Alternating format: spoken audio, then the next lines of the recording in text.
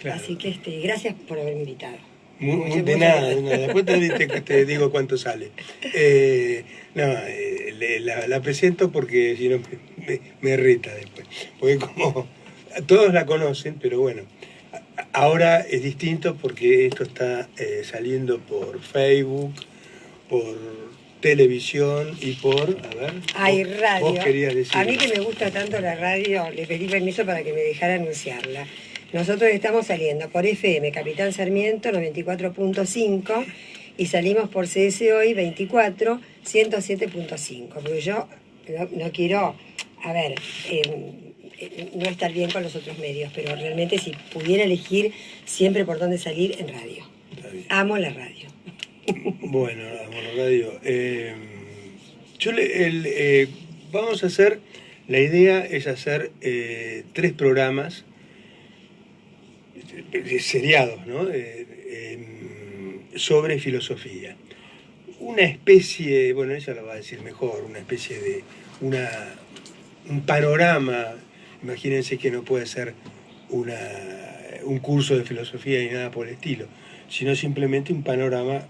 Ella después lo va a decir bien. Pero quiero presentarla, a pesar de que ha estado muchísimas veces en tele conmigo y como saben, como decía recién, todos la conocen.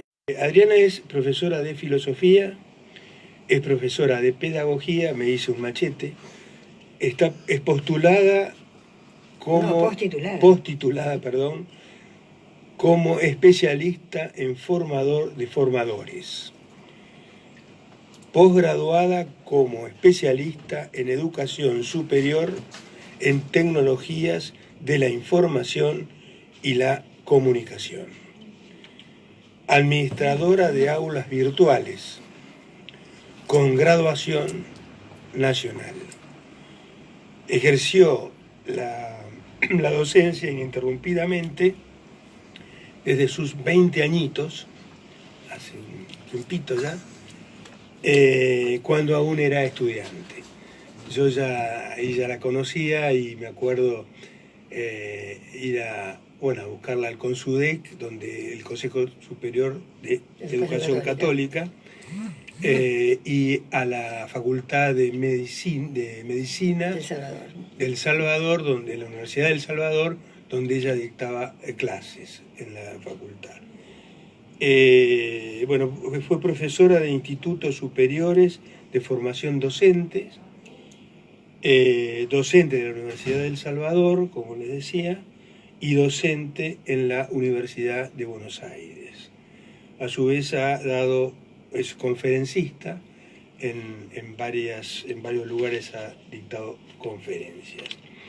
Acá muchos la habrán podido ver contratada por OSDE y por distintos institutos que le pidieron hacer charlas y conferencias.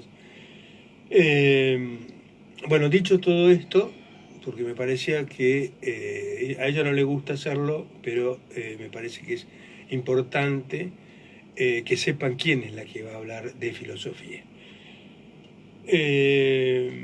¿Qué es la filosofía, Adriana?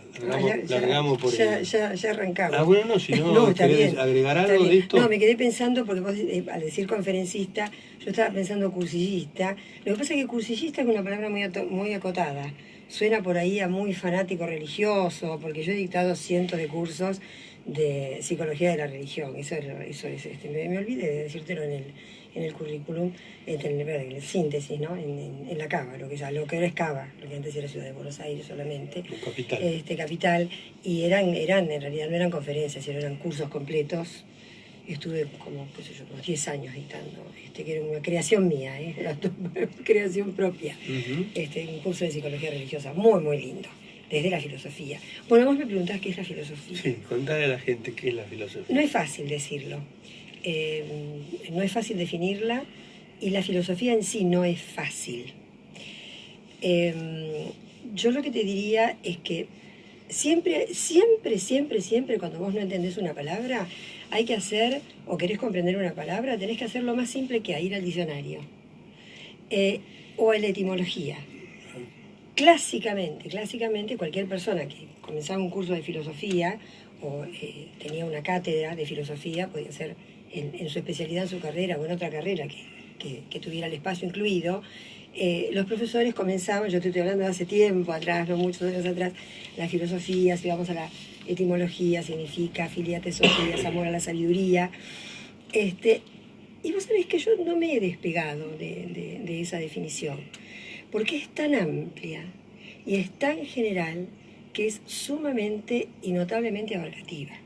Lo que pasa es que si uno quiere ahondar en esa definición, en esa apreciación, en esa conceptualización de lo que es la filosofía, también habría que precisar qué se entiende por la palabra amor o inclinación y qué se entiende por la palabra sabiduría. Los filósofos a cada palabra, cada cosita, la sintonizan. Uno le da como una vuelta de rosca, ¿no? A mí me gusta mucho la palabra amor en el sentido de inclinación, de apego, de reverencia, ¿no? Porque eso es la filosofía. Es lo que vos tenés por es la reverencia ante la sabiduría. Y la palabra sabiduría, por ahí a lo mejor mira, con dos ejemplos brevísimos, ¿no? Yo recuerdo un profesor nuestro que era una maravilla, fantástico, genial, de lectura e interpretación de textos, con el que durante todo un año lo único que hicimos fue hacer la interpretación en base a la Ilíada del escudo de Aquiles. Vos sabés que en la Ilíada se describe el escudo de Aquiles, que es el héroe griego, ¿no? Hijo de una diosa griega y de un mortal, es un semidios, que tiene un escudo con una simbología notable. La Ilíada, que es un texto milenario. Y entonces él, durante todo ese año, además de estudiar con él la parte de historia de la educación, hacíamos la lectura de todo el simbolismo de el escudo de Aquiles. Era un hombre de una genialidad fuera de lo común, hablaba y escribía chino, con esto te digo todo. Un occidental que habla y escribe chino y enseña chino no es fácil. Y entonces él decía, el que no sabe y cree que sabe es un necio. El que no sabe y sabe que no sabe es un hombre inteligente. El que no sabe, el que sabe y no sabe que sabe, ese es un turulato. Y los alumnos nos mirábamos entre nosotros y decíamos, ese es él. Porque era de una humildad exagerada, ¿no? En su conocimiento. Era una cosa impresionante lo que sabía, pero es como que no sabía que sabía, ¿no? Era medio turulato y después de años de haber estado con él, yo fui ayudante de cátedra de él, nosotros decíamos que el turulato era usted, y él se reía con mucho cariño, ¿no? Y después decía, y el que sabe y sabe que sabe, ese es un sabio. Te das cuenta que acá es imprescindible ahora, con esta vuelta de tuerca que hacemos las personas que amamos la filosofía, dar esa vuelta de tuerca a la palabra sabio, y a la palabra saber, a la palabra conocimiento. Y otra brevísima anécdota, como para que la gente pueda situarse en el sabio, ¿no? Cuando uno dice, qué persona sabia, muchas veces lo hemos dicho, ¿no? Mira, vení, escucha, quédate acá en televisión, mira qué sabia es esta persona, mira esta señora que es analfabeta, cuán sabia es lo que me dijo, ¿no? Esa cuestión que la gente, como decimos de a pie, entiende por sabiduría. Hay una anécdota que se cuenta de un grupo de peregrinos, turistas, ¿no? Que están caminando por el Himalaya y encuentran una cueva. Entonces se meten así, miran, se apartan un poco del grupo, el paragüita de color, y hay en el fondo un señor vestido con andrajos, ¿no? Está comiendo unas hojas y con un cántaro con agua, y entonces se presentan y ellos le preguntan, ¿y usted qué hace aquí? Dice, esta es mi casa. Y entonces miran los turistas, los peregrinos, y le dicen, su casa, pero ¿y dónde están sus muebles? Y entonces el lama les pregunta, claro, los muebles, los utensilios, las cosas que hay en una casa. El lama los mira y les pregunta, ¿y dónde están los suyos? Vuestros muebles, ¿no? Y ellos dicen, no, pero nosotros no, muebles no, estamos de paso. Yo también.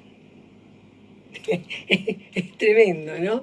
Es decir, son esas cosas que en realidad son golpes de efecto, ¿no? Porque después cuando uno analiza la situación, a veces hay cierta contradicción en los términos, pero está bueno como para que uno se detenga y diga, tiene razón, él está de paso. Estamos de paso. Y ¿no? yo Hay también, muchas ¿no? anécdotas. Entonces, viste, esa cuestión de la filosofía como conocimiento, como acción reverencial ante la sabiduría. Mira, yo escuché una vez que no sé quién lo dijo y no me gusta citar, por eso digo, alguien lo dijo y no me acuerdo quién, el tango es un sentimiento que se baila. Es maravillosa la definición, es precioso. Y yo hoy estaba pensando y dice, si este me pregunta qué es la filosofía, ¿qué le digo? O sea, es que yo estaba pensando hoy y decía, estaba pintando, me doy cuenta que estoy manchada todavía. Y pensaba, la filosofía es un pensamiento en caída libre, que en un momento determinado pierde peso y comienza como una pluma. ¿Viste la cinematografía? Esas escenas en que te muestran una pluma, hay una película, Lo que queda del día, que la muestra.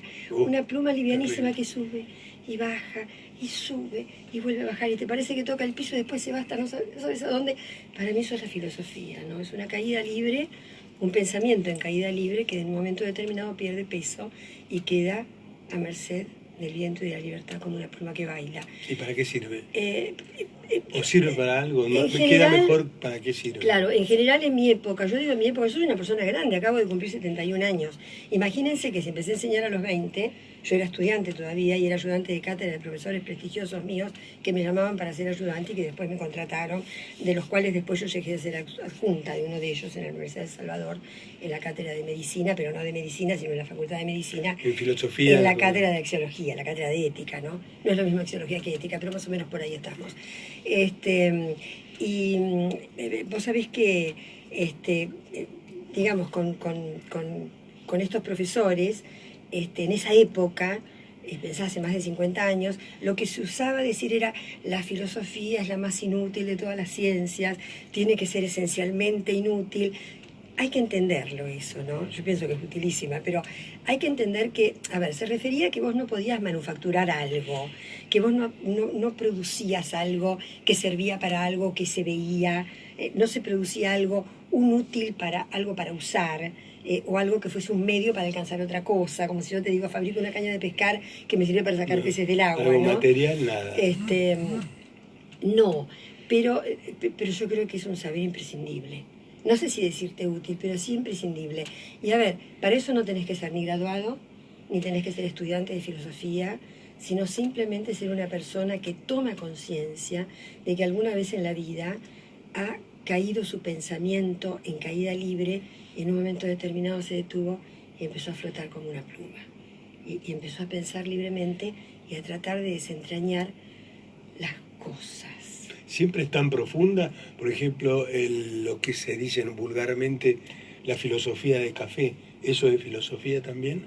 Sí, lo que pasa es que ahí tenés que distinguir, mira, es como el arte. Es como si vos me hablas del arte. Yo en este momento tengo una sola cátedra, que es una cátedra de arte que tiene que ver con la educación. Entonces cuando me preguntan, esa pregunta te la hacen siempre, el arte con el aerosol, sí es arte.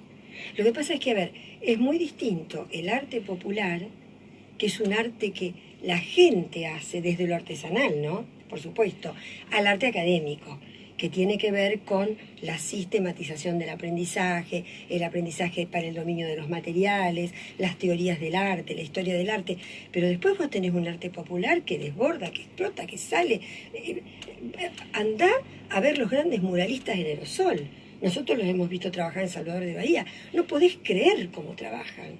Son artistas. Y con la filosofía, ¿viste? Pasa lo mismo. Hay un grado de conocimiento filosófico académico, que es el conocimiento de los claustros, que es la formación que yo tengo. Tengo una formación terriblemente pesada. O sea, es que a veces yo conservo mis 5 compañeras de estudio de toda la vida, no nos vemos, nos comunicamos por WhatsApp, esa maravilla, ¿no?, de la tecnología. Y a veces decimos, qué bárbaro, lo que hemos leído.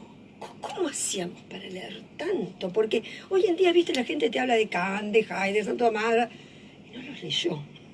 Le contaron lo que dicen. Nosotros, en esa formación académica, que fue una formación académica de 5 años, el título de base, de grado, ¿no? Lo que se leyó no tenía nombre. Si no era, hago esto y mañana hago... No, era todo el tiempo. Entonces, a ver, esa es la filosofía académica. Y eso es lo que se entiende por conocimiento filosófico sistemático, que tiene que ver con una inclinación básica que vos tenés por esa disciplina, por ese saber, pero tiene que ver con una gran formación que hace a la historia de la filosofía o la historiografía de la filosofía, que hace a la lectura de los grandes autores, porque vos no podés hacer historia o historiografía de la filosofía y no leer a los grandes autores, los tenés que leer. Por ahí hay obras que no las podés leer completas. Yo lo confieso, yo leí los 23 tomos de la Suma Teológica de Santo Tomás, pero no completos, porque mentiría. Es decir, a ver, lo que leí muy bien es Sócrates. Grandes partes. Digo ese chiste porque Sócrates no escribió nada. Algunos dicen, lo que tú dices. Pero grandes, por ahí medio tomo, o un cuarto de tomo. O en alguno 18 páginas y otro completo. Porque 3 o 4 los leímos completos. Y la sistematización del pensamiento del santo era monumental, fue una aplanadora mental. Dejá de lado su espíritu angélico, ¿no? Que, bueno, quienes lo aman y lo veneran dicen que Santo Tomás murió porque entró en trance y se elevó solo su alma y dejó su cuerpo. Pero vayamos a lo más mundano, lo más terrenal. Yo vi a su mente, a su intelecto, un genio. Además, para escribir, que esto no lo vamos a hablar ahora, lo hablaremos en otro momento, en otro programa, sí, donde hablemos de Edad Media. Y voy a contar cómo está escrita la Suma Teológica. Si pudiera conseguir un tomo, si vamos a Buenos Aires traigo uno, para que vean cómo hay que leerla, vas para adelante, volvés para atrás, no podés leer el corrido. No, la Suma Teológica es un saltimbanqui, es terrible, es una especie de código de instrucciones para leerla. Como Kant, que lo tenés que leer con un diccionario más o menos al lado. Pero lo que quiero decirte es que, a ver, esa es la filosofía académica, a la que vos tenés acceso en los claustros, digamos, rodeado de libros, rodeado de clases, de lecturas, de reuniones, de comentarios, de encuentros, de asistencia a cursos. Pero después está esta filosofía que vos decís de café. Y es filosofía. ¿Viste ese tango que dice Cafetín de Buenos Aires? ¿Qué tango? Sobre sus mesas que nunca preguntan, ¿no? Y después en un momento dice, yo aprendí filosofía, tango, vida, y la poesía cruel de no pensar más en mí. Oh, es terrible. Eso tiene que ver con los grandes novelistas, que para mí son grandes pensadores filosóficos. Dejemos de lado Sartre, porque además es un filósofo de peso. Escribió El ser y la nada, nada menos, una bestia, así un toco que te indigestás si lo lees. Pero vamos a los grandes novelistas, un argentino, Osvaldo Soriano, marplatense. A los grandes novelistas extranjeros, Miran Kundera, checo. Que plantean la pregunta fundamental que interroga por el ser. Ustedes dirán, ¿qué está diciendo Adriana? ¿Qué es la pregunta fundamental que interroga por el ser? Es la pregunta que, bueno, también lo vamos a tocar, hoy vamos a empezar a tocarlo y en el programa siguiente ya de lleno, la pregunta de los antiguos y la pregunta de los griegos, de los primeros griegos, ¿no? De los primeros griegos, porque hay un gran pensador, siglo XX, Heidegger, que dice la filosofía cometió un gran pecado, en el siglo XX lo dice, ¿eh? Se olvidó del ser, se olvidó de la pregunta que interroga por el ser, pero cometió un pecado más grave. Se olvidó del olvido del preguntar. Se olvidó del olvido de la pregunta que interroga por el ser. No tiene rescate, ¿entendés? Entonces, a ver, ese tema del preguntarse a nivel de café, como decís vos, yo siempre les digo a mis alumnos, miren, cuando ustedes están trasnochados, 6, 7 de la mañana, y ya están hablando, y en un momento alguien dice, bueno, che, basta, no hablen, vamos, no, porque ya estamos hablando pavadas. Ahí es cuando se empezó a filosofar. ¿Entendés? Porque primero viene, bueno, la charla, la diversión, después viene pero la catarsis, o sea, todo lo que pasa en un plano de amigos. Y ya cuando empieza a salir el sol y empezás a hablar de pavadas, ahí estás empezando a filosofar. Normalmente ahí es como se termina, ¿no? Y ese es el comienzo de la filosofía, el comienzo del preguntar. Es eso que te abisma, perdóname, y que te hace asomar al vértigo de la caída libre. Porque vos decís, no sigo con esto, porque esto me tira en caída libre. Entonces, vámonos que estamos empezando a hablar de pavadas, son las 7, vamos a dormir. ¿No? Si se sigue y vos tenés a alguien con verdadera vocación filosófica, sería muy lindo, ¿no? Seguirlo. Algunos dicen que es controvertido, que es la madre de todas las ciencias, la filosofía. Mira, esa es una concepción muy clásica, que tiene que tener todo el respeto de lo verdadero, porque fue una concepción existente, y en realidad muchos profesores hoy en día, cuando se hace la carrera de filosofía, te lo enseñan en el sentido de decir, históricamente, en un momento determinado, la filosofía pensó todo lo que había que pensar. No nos olvidemos de la definición latina. Ciencia omnium rerum per últimas causas, naturales ratio illumine comparata. Es decir, ciencia de todas las cosas, por sus últimas causas alcanzadas por la luz natural de la razón. Bien escolástica la definición, ¿no? Bien escolástica significa que tiene que ver con una filosofía aristotélico-cristiana. Pero fue una definición real y que en su momento funcionó muy bien, porque en realidad la filosofía en un principio pensó todo. Todo. Mira, los filósofos presocráticos, y aún antes del pensamiento griego occidental, lejano Oriente, Medio Oriente, pensaron todo lo que se podía pensar. Unos lo expresaron a través de la magia, otros de la mitología, otros a partir de un conocimiento racional científico que a ese también vamos a llegar. Es decir, a ver, ¿qué es una ciencia?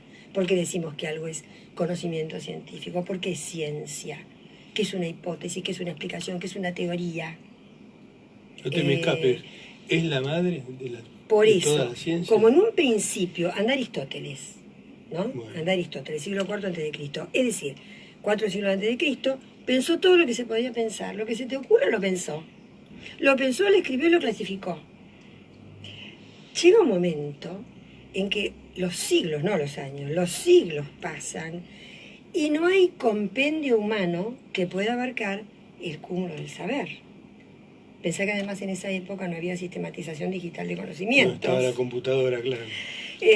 Y vos tenías por ahí poco acceso, la gente tenía a lo escrito. La gente por ahí tenía acceso a la literatura llamada del colportajo, o en los grandes monasterios de la Edad Media, a aquellos religiosos que tenían permiso porque sus mentes estaban maduras y preparadas, podían acceder a determinados textos. Y existían los libros prohibidos, por ejemplo Aristóteles. Quienes vieron la obra en pantalla de Humberto Eco, El nombre de la rosa, que está escrita por Humberto Eco, gran pensador, en la obra hay un libro prohibido, ¿no es cierto? El que está envenenado. No, es el que está envenenado. Bueno, no cuentes con el las final. hojas. Claro, en realidad el libro prohibido es donde Aristóteles habla de la risa, ¿no? De la comedia, y bueno, y se consideraba, viste, que, a ver, el temor de Dios, principio de la sabiduría, el respeto sacro, es decir, esos libros estaban preparados para los que tenían realmente el espíritu fuerte. Humberto Eco traza un thriller medieval maravilloso, con su famoso personaje, el monástico Guillermo de Baskerville, y su aprendiz, Azzo de Melk, en que él va resolviendo crímenes porque lo llaman de una abadía, donde van muriendo misteriosamente montones de monjes, uno despeñado, el otro que clavado en una olla de sangre de cerdo. Es decir, él va descubriendo y él descubre, ¿no? Bueno, y todo está en el secreto, está en Aristóteles, en el libro prohibido. Pero bueno, llega un momento como en el que actor todo... de James Bond, el primero. Bueno, no importa. ¿Quién decís vos? El de la película de... que hace Guillermo de Baskerville. Sí. Ay, sí, es el actor, es Sean Connery. Sean Connery. Bueno, maravilloso, que todavía estaba joven cuando la filmó y con esa voz tan maravillosa que tenía. Pero bueno, sí, en un momento fue la madre de todas las ciencias. Y después, claro, viste, el concepto clásico de la autonomía de la ciencia. Saber cuándo una ciencia es autónoma, cuando tiene objeto propio y método propio. O sea, así lo aprendíamos, ¿no?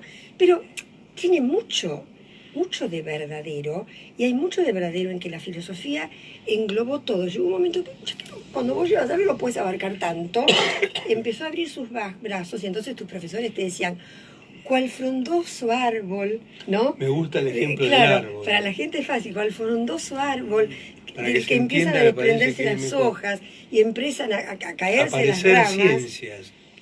Claro, se bifurcó tanto que llegó un momento que... La sociología, la antropología... Mira, yo creo que pasaría como estas magnolias de Buenos Aires y los gomeros que vimos el otro día, que tienen el sostén. ¿Cuál es el gomero? Que está en Recoleta, y otro más. Que ya las ramas se vencen y caen al piso y les han puesto esculturas de sostén. Tan largas, claro. Bueno, es como que esa metáfora también sirve hoy para decir en su momento lo que se consideró que pasó con la filosofía. Entonces, a la filosofía se le empieza a ir la psicología, se le empieza a ir la sociología, se le empieza a ir la antropología, se le va la física, se le va la lingüística. Entonces, la gran pregunta nuestra de esa época era, ¿la metafísica queda? Claro, está dentro de la filosofía. Es decir, a ver, nosotros como estudiantes decíamos, y muchos los estudiantes te siguen preguntando, o te siguen, mira, yo hasta no hace mucho fui profesora de la UBA, y me decían, pero entonces, ¿qué le quedó a la filosofía? Porque uno tenía que seguir ciertos lineamientos de cátedra, ¿no? Y bueno, la respuesta tradicional era, le queda a la filosofía, le queda la lógica, que es una propedéutica del conocimiento. Mira, yo le diría que sin lógica no se puede estudiar filosofía, al menos en Occidente, porque en Oriente y Oriente Medio la lógica cambia, ¿no? Bueno, pero al menos sin la lógica nuestra, que es, digamos, es una lógica bipartidista, no es una lógica dialéctica. Ahora se trabaja con la lógica dialéctica, pero hasta hace muy pocos años seguíamos trabajando y trabajamos igual con la lógica tradicional. Le queda la teoría del conocimiento, que es esa teoría o esa explicación, después vamos a decir qué es una explicación, qué es una teoría, qué es una hipótesis, qué es conocimiento verdadero, qué es conocimiento probable, qué es conocimiento fuerte, eso hay que saberlo, ¿no? Le queda, bueno, esa teoría del conocimiento, y bueno, y la metafísica, que Aristóteles cuando, digamos no Aristóteles, sino Andrónico de Rodas, cuando ordena la biblioteca de Aristóteles, pone delante los libros de filosofía primera, que son los que se ocupan de las cosas más cercanas, y detrás, por casualidad, los libros de filosofía segunda. Y esos eran los que estaban más allá de la física. Estos eran los libros de la física, porque la física en realidad no era la materia física como todos la entienden. Yo estudié física, mi profesor de física, o mi hijo tiene física. Sí, tiene que ver con la física, pero la física era mucho más amplia, era la physis, era la naturaleza. La physis era esa fuerza que hace surgir, que hace crecer, que hace brotar, que ocasiona el movimiento. Es decir, esos eran los libros de la física de Aristóteles. Y después los libros que están tratando del ser en cuanto ser, no del ser en movimiento, o del ser natural, o del ser mineral, o del ser humano, o del ser de la palabra, perdóname, sino del ser en cuanto ser, el ente en cuanto ente. Y entonces por eso te queda metatafísica, más allá de la física, metatafísica o metafísica. Queda un poco casualmente ordenado, los libros de la filosofía primero, o sea, a ver, ¿cómo queda, ¿no?, ordenado? La física adelante y la metafísica después, que en última instancia es como el ordenamiento del pensamiento, y que vos lo ves en grandes pensadores contemporáneos, como por ejemplo Heisenberg, premio Nobel de Física. No te estoy hablando de Pirulo, te estoy hablando de un premio Nobel de Física siglo XX, que el tipo está bombardeando unas partículas para poder hacer un estudio que tiene que ver con lo atómico, y se da cuenta que el instrumento que utiliza para iluminar destruye el objeto del estudio. Y él lo que quería demostrar era nada menos que la divisibilidad de la materia al infinito. Él lo que quiere demostrar es que cualquier partícula material podía ser divisible al infinito. Vos te volvías loco con la flecha que se mueve y no se mueve, ¿no? Tirás una flecha, sale de A para llegar a B, primero tiene que recorrer el punto medio, C, después el medio entre A y C, D, después... y no terminas nunca. Eso lo quería demostrar Heisenberg. Cuando yo estudiaba ciencias agrarias y tenía una materia que era filosofía. Y éramos todos gente de campo, o que nos gustaba el campo, o estudiábamos el arado y qué sé yo. Porque era una universidad, claro, con una formación filosófica. Claro, era de la UCA, la Universidad Católica Argentina, y entonces teníamos filosofía y no nos importaba nada. Veníamos, nos juntábamos y ella nos hacía los machetes, porque ni siquiera... Porque les quería explicar. Y había la flecha, era imposible, que la flecha no se movía, decía. Bueno, pero no importa. No, bueno, porque también después vamos a hacer una aclaración. ¿Quién enseña filosofía? Qué tema. ¿Viste? A ver, hay profesores que se atacan con lo que saben, otros con lo único que saben y con aquello que nada más saben. Y otros se atacan con todo. Vos sabés que Filipón... Y por eso el profesor era un tarado de lo está mal. No, el profesor era muy acotado. ¿Cómo va a dar?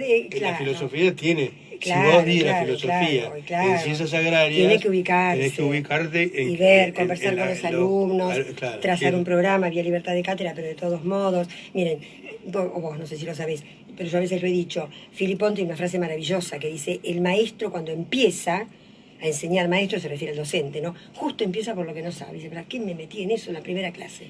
Después enseña todo lo que sabe. Cuando ha madurado, enseña lo que el alumno necesita.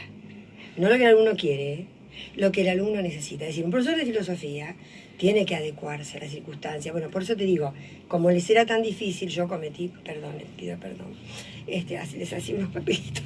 Era una guía de estudio para que mientras iban viajando la vida, pero lo que hacían con los papelitos sí, no no sé. importa. Pero bueno. Te quiero hacer una pregunta porque tiene que ver con esto, con Bueno, pero la el tema era ramificación la de ramificación. Es decir, ramificación la filosofía que, como bueno, que que va perdiendo, porque claro, después se va por allá y va para no allá. es que va para perdiendo, allá. es como que en una Entonces, época se no enseñaba va que perdiendo, sí, que digamos, como las ya ramas no es y la las hojas madre de un la árbol. medicina. Claro, no, ya no es la madre de todas de la las ciencias. justicia. Claro. De todos modos se le sigue reconociendo un rango reverencial. Sí, sí. Yo siento reverencia por absolutamente todas las ciencias. Tuve oportunidad de dar clase durante 3 años en el profesorado de matemática, en los terceros y cuartos años, con un grupo brillante de chicas, de alumnos, y realmente me metí en el terreno de la matemática y te digo que siento un temor reverencial, un respeto reverencial. ¿Y cómo trabajamos? Historia de la matemática primero, que me maté porque mucho respeto por la historia de la matemática, y después ya algo que para mí es mucho más afín a lo mío, que es el fundamento de la matemática, los fundamentos de la matemática. Muchos dirán la lógica fundamenta la matemática, otros dirán la matemática fundamenta la lógica. Yo estoy ahí, están las dos ahí. Pero bueno. Cuando tuve una profesora de geografía acá, y me dijo, es la madre de todas las ciencias. Sí, es la madre de todas las ciencias. Y yo medio me le reí. Y sin embargo, no. ojo con la geografía. tremenda, ¿no? Es una ciencia social reverencial. Por eso te digo, yo, si me preguntan a mí, yo siento reverencia por absolutamente toda la ciencia musical. Y después por todas las actividades humanas, con mayúscula, bien hechas, con respeto, con dedicación. El arte, la geografía, la historia, la matemática, la física, la metodología, lo que se te ocurra. Para mí el respeto por el conocimiento es reverencial. Los idiomas. Pero bueno, eso fue un poco el acontecer de la filosofía cuando llega a un punto en el que ya no se pueden considerar ramas de la filosofía. ¿Cuál es su trascendencia a la filosofía? ¿Cuál es lo trascendente? ¿Que movió el mundo? Movió el mundo. Para bien y para mal. ¿Y cuánto para bien y para mal? Yo soy optimista. Dale. Yo creo que mueve para bien, porque pienso que es mucho más lo bueno que lo malo. Yo creo, como dice la Desiderata, que es anónimo, que el universo marcha como debiera, que hace así, esas bajadas, hacia donde debiera y como debiera, lo que no te impide reconocer y ver las grandes tragedias de la historia. Yo creo que he contado en televisión que me dediqué durante 2 años seguidos, y este año lo voy a retomar porque me han quedado muchas cosas, a Primera Guerra Mundial, no a la Segunda. La Segunda Guerra Mundial sabes vos, yo no. Yo sé más o menos cómo empezó, cómo terminó, lo sé, por supuesto que lo sé. Pero el conocimiento profundo y zambullirse, yo honestamente estoy asombrada, todavía. Estoy asombrada de la Primera Guerra Mundial, de la Gran Guerra, porque esa es la llamada Gran Guerra. Leyendo autores de un nivel, Hugh Traham, por ejemplo, ¿no? Pero en realidad, si vos te pones a pensar, esas guerras también están inspiradas, por cuestiones de poder, por cuestiones económicas, por cuestiones que tienen que ver con la realeza, por cuestiones que tienen que ver con el dominio, por cuestiones que tienen que ver con la ideología. Nietzsche. Nietzsche es el... Pensamientos que descienden con pies de paloma son los que desatan la tempestad. El nazismo. Por ejemplo.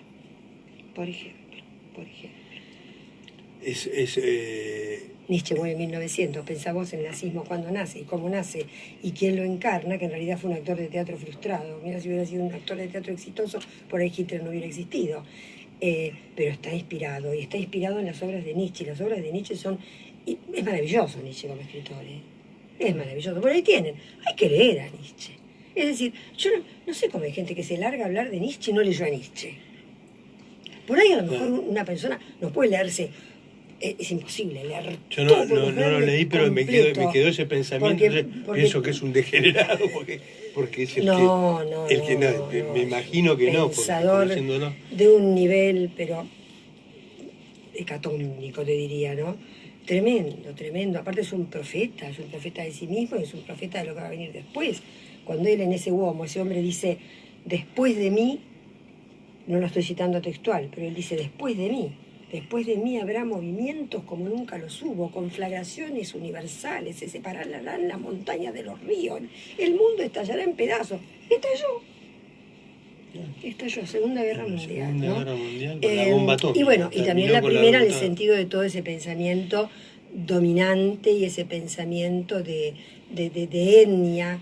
Vos pensá todo lo que fue el Imperio Austrohúngaro en la Primera Guerra Mundial, todo lo que fueron los eslavos bajo la sombra de Rusia, por una cuestión étnica cercanos, pero una cuestión de sombra y de dominación. Estamos yendo mucho por la historia, che. No, ves, la filosofía no se puede ver sin historia. Vos me preguntaste la trascendencia.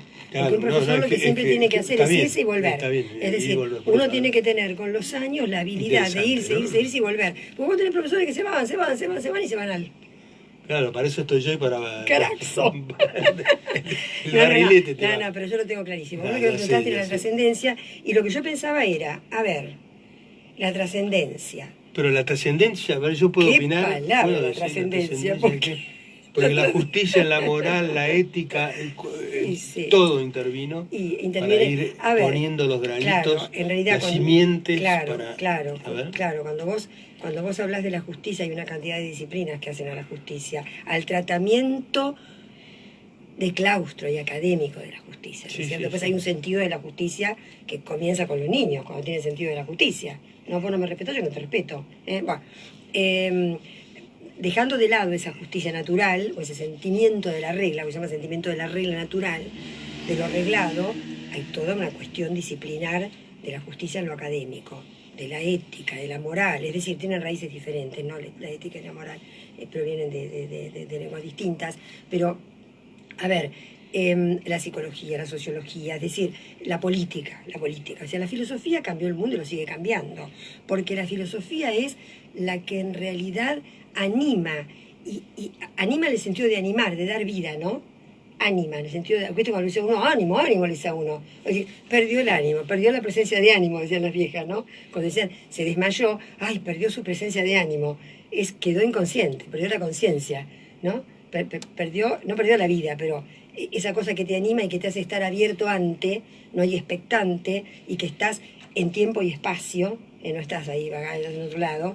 Es decir, todo lo que tiene que ver con la animación del mundo, en última instancia es por la filosofía, porque es por las grandes concepciones de vida y por lo que la persona entiende por aquello que es persona, por aquello que es vida, por aquello que es muerte, por aquello que es poder, por aquello que es felicidad, por aquello que es bien, por aquello que es mal.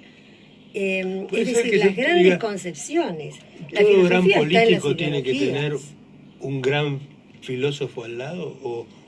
No. O no así, pero no, pero escucharlo, ¿no? No, yo creo que un gran estadista, un gran político, es gran estadista y gran político porque apunta al bien común y porque acierta. Sí, por supuesto. Y porque acierta. Pero Y para acierta acertar, a veces... porque es bueno y porque tiene una gran formación.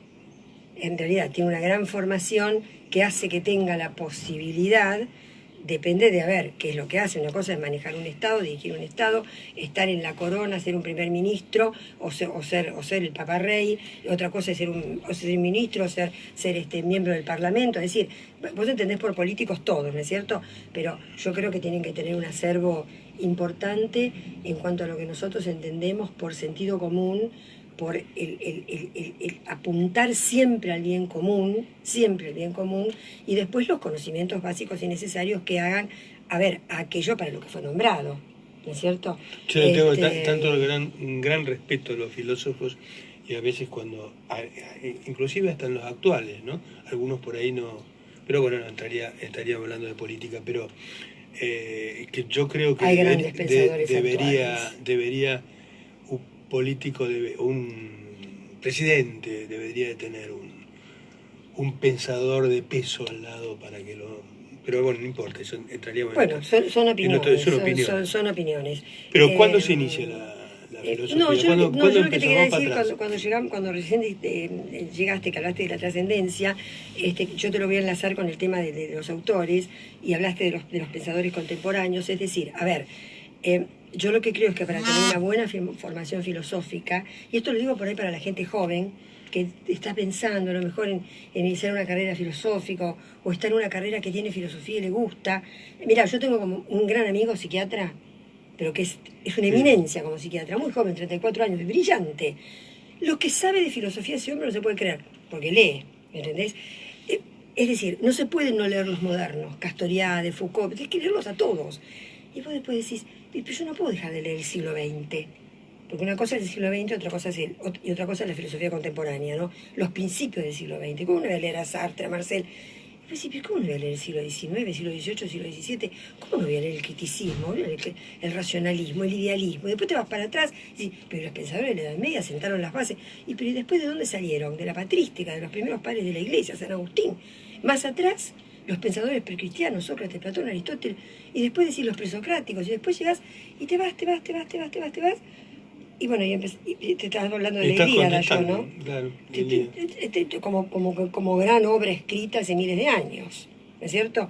Por un autor Homero, que en realidad, ahí sí, y esto es tema para otra charla más adelante, ahí vos ves las diferencias entre lo que es aquello que nosotros consideramos, porque para mí la persona es una unidad total, y tenemos nuestras diferentes vertientes, pero aquellos que la historia de la filosofía o la historiografía de la filosofía considera, digamos, como pensadores racionales de Occidente, comenzando por Grecia, porque se dice que en Grecia nació la razón, y es verdad, nace una metodología racional particular que es el pensamiento científico, tal y cual como se lo concibe ahora. Pero vos tenés el tesoro inabarcable de las grandes culturas orientales del Lejano Oriente, claro, y de las grandes culturas de la Tierra Fértiles, la filosofía de Medio Oriente. Occidental. Tenés claro. Oriente Medio, Lejano Oriente, Oriente Medio, los chinos, claro, los hindúes, y después por civilizaciones o por sectores geográficos, ¿no? Los continentes, es decir, vos decís, a ver, los pensadores africanos, los grandes novelistas, Coetzee, por ejemplo, es decir, vos decís, en los grandes pensadores africanos, los grandes escritores africanos que han sido premios Nobel, vos tenés una filosofía notable de vida.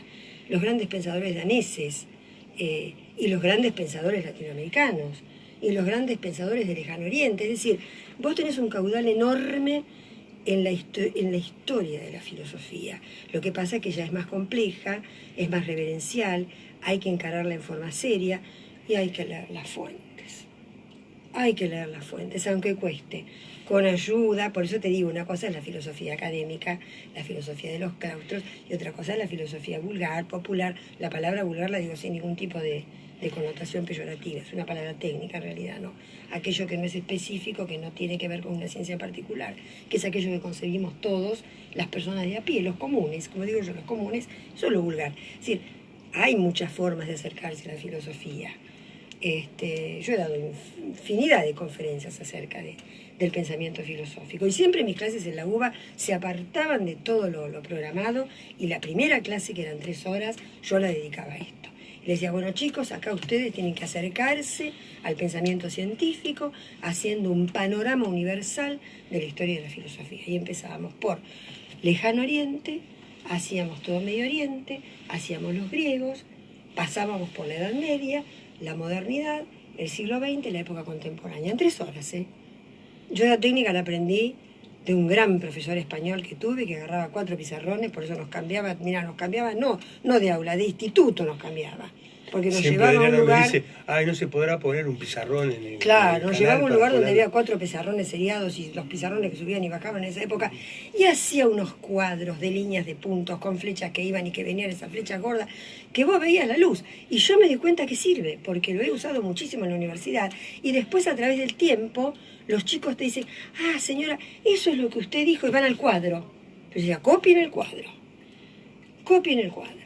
¿no? Eran 2 horas de explicación y una para copiar el cuadro y preguntar.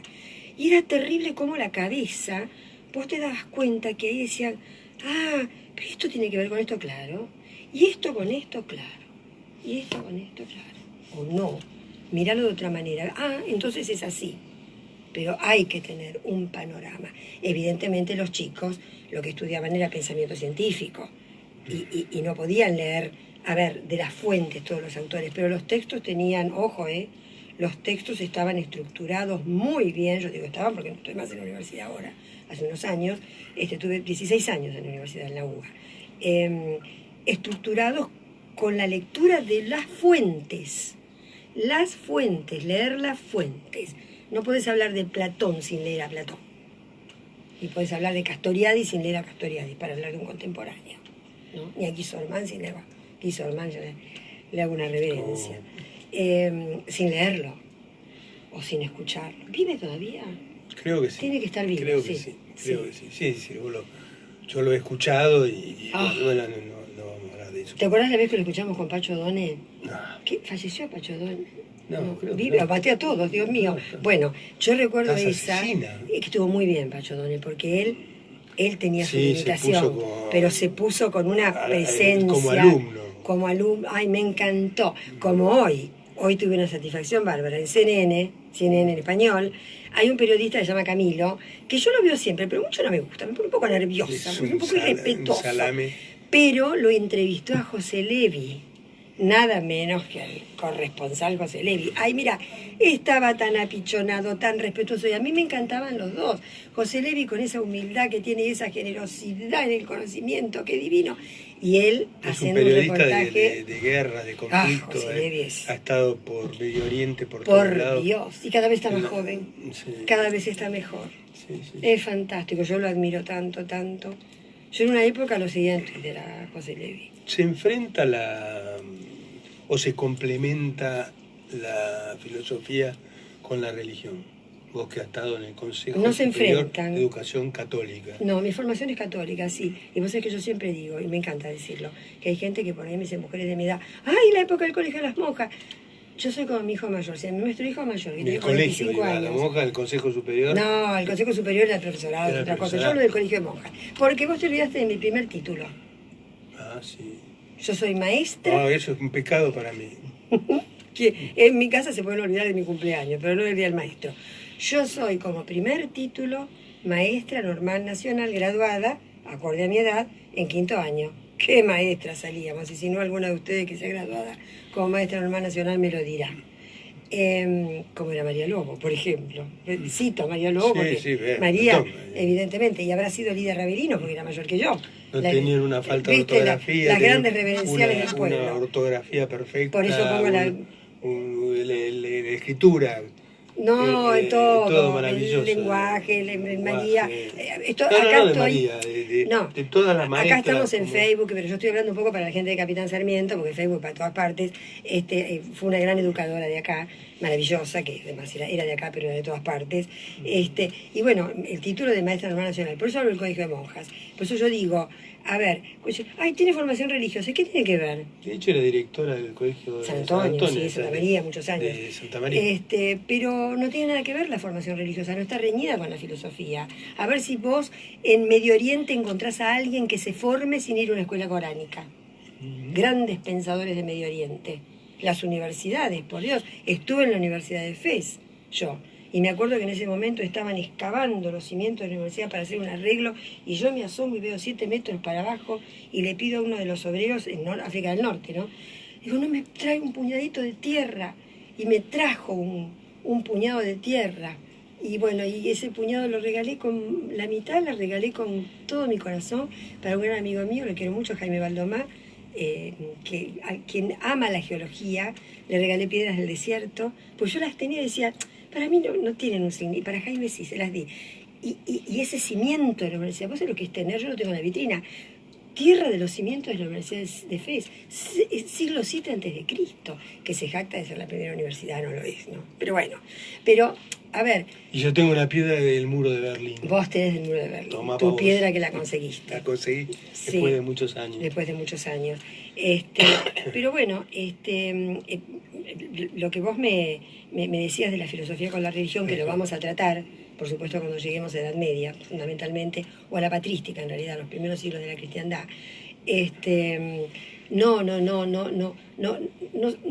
hay nada absolutamente reñido. Yo lo que te decía era que nuestro hijo de 45 años, la otra vez le pregunté, si vos pudieras, Facundo, apretar un botón y volver a una semana de tu vida, ¿a dónde volverías? Al colegio secundario, mamá. Así me contestó. Y vos sabés que es lo mismo. Yo no sé si he tenido una influencia o no, pero yo si vos me decís, apretar un botón y volver 7 años, 7 días de mi vida, un lugar de mi vida y un tiempo, es rodeado de mis compañeras, mi colegio, mi maravilloso colegio de una manzana, Pero qué piola. con todas esas Adriana, monjas, esas túnicas, esos talcos y esas polleras que amaban y a quien yo amé.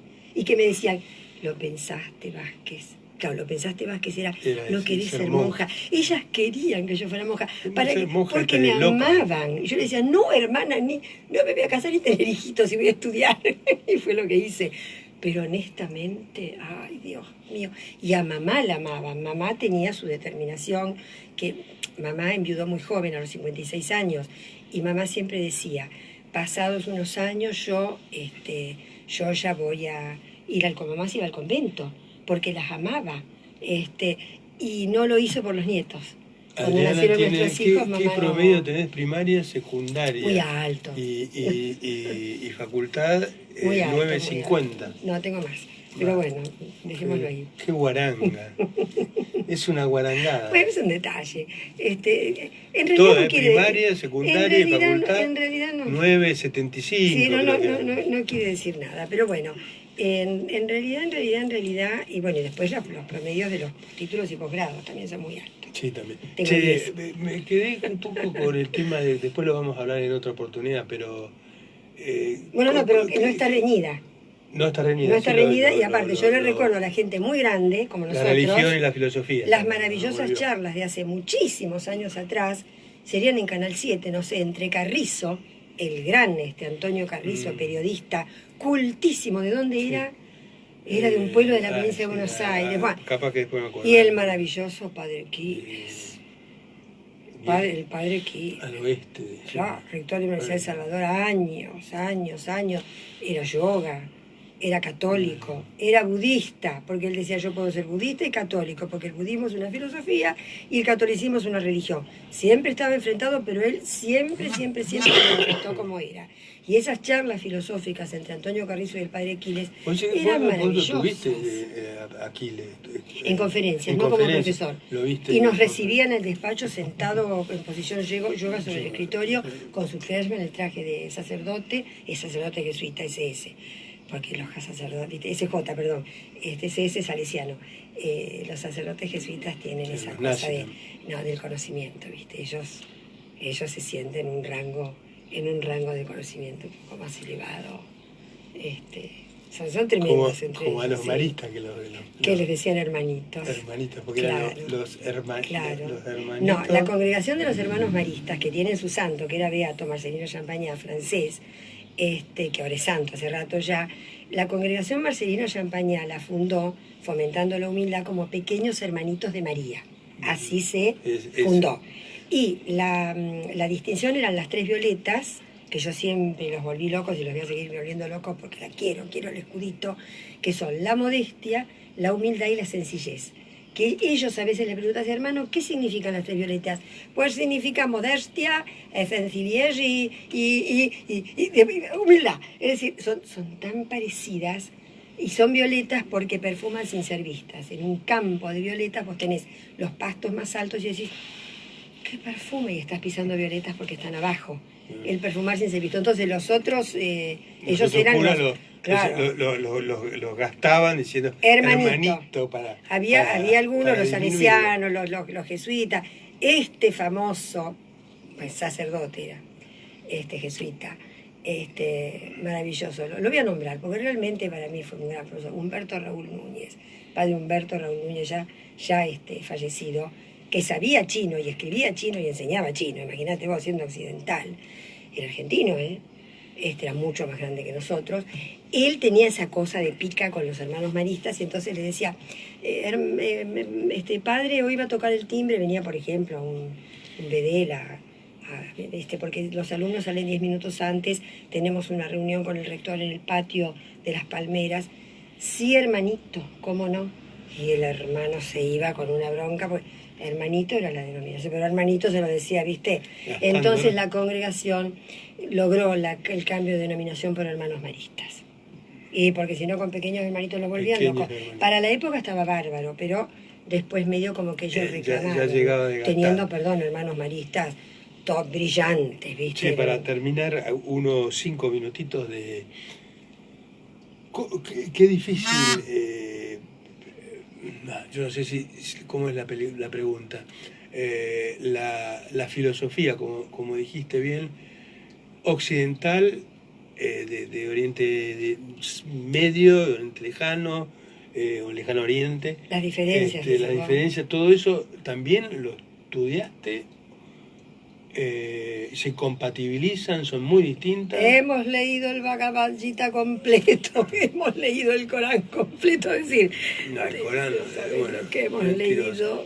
¿Cómo mentirosa el Corán? ¿Qué estás diciendo? 3 veces leí el Corán. Oh, por la próxima vez lo traigo. No, sí, ya lo conozco. ¿Cómo vas a decir que soy mentirosa? Por Dios, hicimos programas de televisión con el Corán. Sí, me acuerdo. Sí, terminé leyendo la última sura del Corán. 3 veces me leí el Corán, completo. Bah. Así quedaste. Irrespetuoso, yo así quedé. No, en realidad, a ver, esto sería ya para la próxima, para abrir directamente, sí, ¿no? Una fuente de filosofía. Y bueno, ver que, a ver, estás parado en, no épocas, pero mundos diferentes, civilizaciones diferentes. Yo me refiero a Lejano Oriente, Medio Oriente, Occidente, es decir, y lógicas diferentes. Lógicas diferentes. Cuando trabajamos el Corán, que yo hoy lo iba a traer puesto y el ganchito se me rompió, yo tengo un colgante hermoso en metal que lo compré en la Kutubía. La Kutubía es una mezquita del norte de África que es hermana melliza de la Geralda, que está en España. Y me acuerdo que el guía me decía, no compres eso. Así me lo voy a comprar, pero no, viste cómo soy yo. Quiero ir media luna. Me compré. Hija única. Me compré. Re caprichosa. No soy caprichosa, pero bueno, me lo compré. Porque además, el tema, dice, pero lo tenés que comprar, ¿no? ¿Dónde estábamos? Yo había salido de Casablanca. Cuando vuelves a Casablanca te lo compras re barato en el hotel. La boutique del hotel de Casablanca, estábamos a 1000 kilómetros de Casablanca. Así. Yo lo quería en ese momento y me lo compré. Y tenía razón. Cuando volví a Casablanca estaba en la mitad de precio. Y eso que regateé, porque regateé 10 veces para abajo. Porque si vos no regateás, sí, vos acá regateás y la persona por ahí se ofende. Y dice, no, mire, señor, discúlpeme, no me regateé. Este tejido lo hice yo, este poncho, lo que sea, ¿no? O este jarrón, o esta pieza que le armé. No me regateé así porque usted me está faltando el respeto a mi trabajo. ¿Cómo me va a regatear mi trabajo? Mi trabajo vale. Mirá la lógica de ellos. Si vos no regateás, no estás ponderando su trabajo. Porque vos en el regateo no estás desmereciendo su trabajo. Lo que le estás diciendo es, no tengo la plata, pero yo valoro tanto lo que usted hace, que por el amor de Alá, véndamelo. ¿Ves la lógica distinta? Bueno, te lo vendió, lo compraste.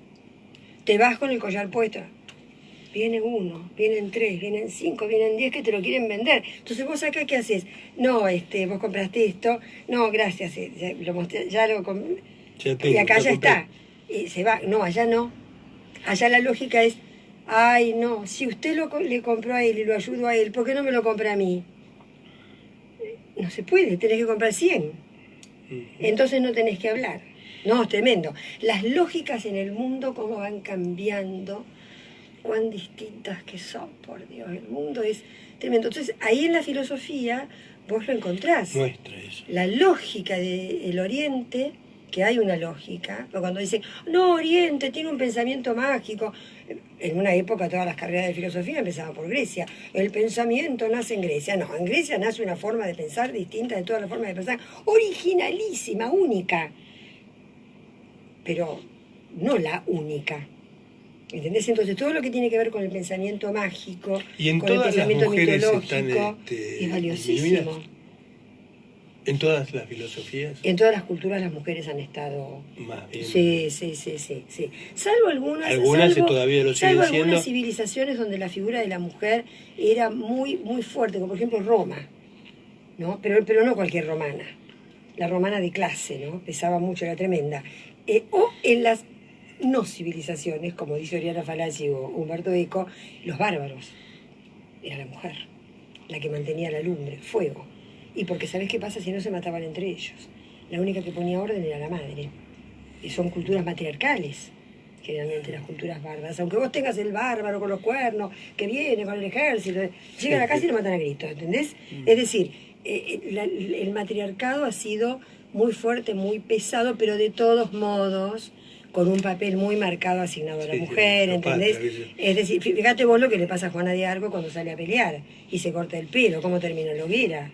Es una iluminada, es una santa, pero en su momento, no, Juana tenía que bajar la cabeza, no ante el rey, ante el hombre, ¿no? Sí, en el Oriente, básicamente, bueno, todos lo sabemos, ¿no?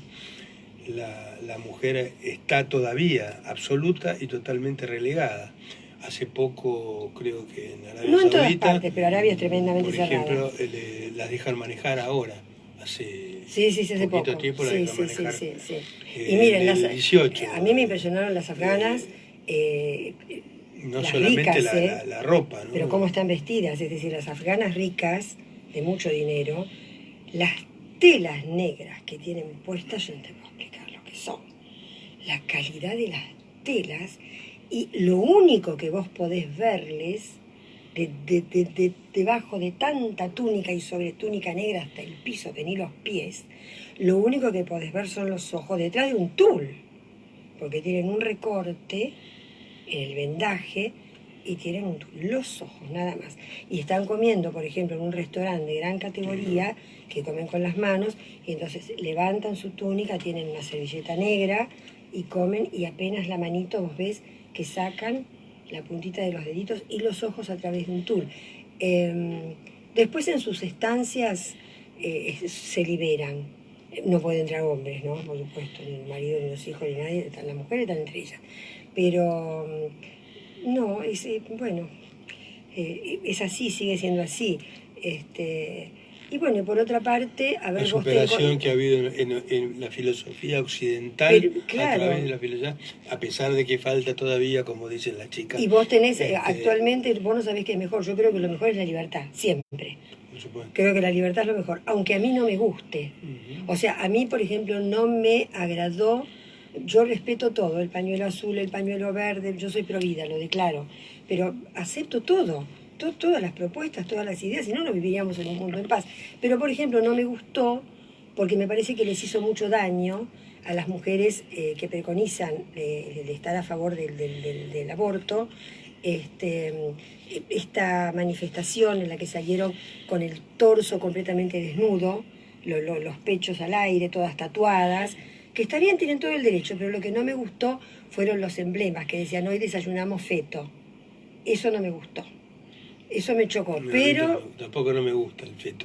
No digas eso. Es disparate. Bueno, yo respeto todo. Eso, bueno, no me gustó, me chocó. Ahora, vos decís, ¿qué es lo mejor? Esta mujer con los tules y los ojos, y comiendo por abajo de la mesa, y con ese temor de no salir solo, o eso. Y bueno, ¿qué querés que te diga? Yo prefiero eso, porque por lo menos se manifestaron.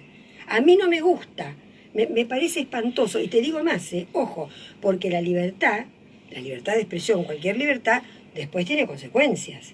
O sea, yo no estoy en contra de las consecuencias, del viva la pepa. O sea, creo que la libertad debe ser amplia y total. Después, señor, aténgase a si alguien le hace un juicio, si hay un reclamo, si hay una ley que lo penalice, ¿no es cierto? Sí, eso ya entraríamos en otro terreno, no sé si pero la mujer en todos los planos ha estado siempre relegada. Como siempre decimos. Para mí fue un tema que yo nunca me planteé. Vos me conocés desde que soy en realidad chiquita. Yo tenía menos de 16 años cuando él me conoció. Pero en realidad, ¿alguna vez me preocupó el problema feminista? No.